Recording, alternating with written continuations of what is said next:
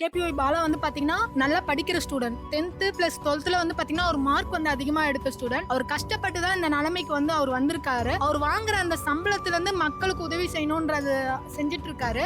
அவருக்கு நிறைய இடத்துல இருந்து பணம் வருது, ஏதோ ஸ்கேம் பண்றாங்க அந்த மாதிரிலாம் சொல்லிட்டு இது வருது. நம்மளால தான் நல்லது செய்ய முடியல, யாரோ ஒருத்தவங்க நல்லது செய்யறதையும் ஏன் விமர்சனம் பண்றாங்கன்றது எனக்கு தெரியல. ஏன்னா உதவி செஞ்சவன் உயர்ந்த இடத்துல இருந்தாதான் அதை உதவி பெற்றவங்க உயர்வா பேசுவாங்க. அந்த மாதிரி உதவி செஞ்ச பாலா வந்து நம்மள மாதிரி சாதாரண மக்களா இருக்கனால தான் அவர் மேல அவ்வளவு விமர்சனங்கள் வைக்கிறாங்கன்னு எனக்கு தோணுது. அதுவே வந்து அவர் ஒரு போஸ்டிங்லயோ இல்ல ஒரு உயர்ந்த இடத்துலயோ இருந்தா அந்த மாதிரி பேசுவாங்களா? இல்ல ஒரு திரைத்துறையில சூர்யா சார் மாதிரி நம்ம இருந்தா பேசுவாங்களா? இப்ப சூர்யா சார் வந்து அகரம் ஃபவுண்டேஷன் மூலமா ஹெல்ப் பண்றாங்க, அதை யாராவது விமர்சிக்கிறாங்களா? இல்ல. அந்த மாதிரி கேபிஓ பாலாவும் வாழ்க்கையில உயர்ந்து வெற்றி பெற்று உதவி செஞ்சா அதை ஏத்துப்பாங்க.